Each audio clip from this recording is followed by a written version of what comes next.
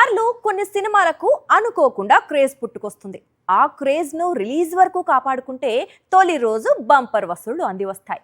Talk బాగుంటే black buster అందివస్తుంది. Raviteja నటించిన ఇరుముడి చిత్రానికి అలాంటి క్రేజ్ మొదట కనిపించింది. కానీ రిలీజ్ కు యూనిట్ చేసిన పని ఒకటి కొంత క్రేజ్ ను తగ్గించాయి. ఇంతకీ యూనిట్ చేసిన ఆ పని ఏంటి?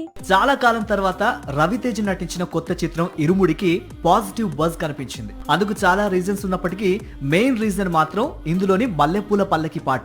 అయ్యప్ప దీక్ష తీసుకున్న 41 రోజుల్లో కథానాయకుడి జీవితంలో చోటు చేసుకునే పరిణామాల నేపథ్యంలో ఈ చిత్రం తెరకెక్కింది. అందుకు తగ్గట్లే జీవి ప్రకాష్ అద్భుతమైన పాటలు అందించాడు. ఇదే వేగంలో ఫేమస్ సాంగ్ మల్లెపూల పల్లకి కూడా ఇరుముడిలో సరికొత్తగా వినిపించనుంది అని తెలియడంతో సినిమాపై భారీ అంచనాలు కనిపించాయి. కానీ మల్లెపూల పల్లకి సాంగ్ రిలీజ్ అంచనాలకు అందుకోకపోవడంతో సినిమాపై కాస్త క్రేజ్ తగ్గింది. ఒరిజినల్ కు సినిమాలో కనిపించిన సాంగ్ కు సింగర్ డప్పు శ్రీను బేస్ లో చేంజ్ ఉండడంతో కొంత డిసప్పాయింట్ చేసింది. వయసు రీత్యా గాయకుడి వాయిస్ లో వచ్చిన మార్పుల వల్లే అలా జరిగిందని, సినిమాలో ఆ పాట అదిరిపోతుందని చిత్ర యూనిట్ వివరణ ఇచ్చింది.